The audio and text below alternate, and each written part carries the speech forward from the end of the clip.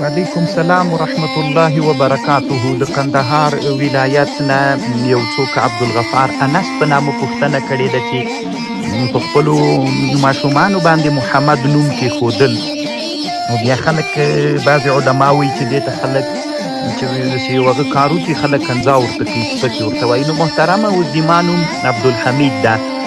نو که الله دې نه کړي زه یو خراب کار وکړم نو خلک کنځا ماته کوي چې حمید، نو حمید خو هم د الله نوم ده. دا محترمه هسې د ځانه خبرې دي، دا د سلفو صالحینو په زمانه کې دا نومونه ول د محمد نوم په اولادونو یو کنځا کول هغه خو بېله د مونږ حنفي فقها وایي د چا نوم عبدالرحمن ده ته رحمانک ورته وایې، یا د چا نوم عبدالله ده عبداللهګک ورته وایې. دا بانیان سړی حد د کفر ته رسېږي.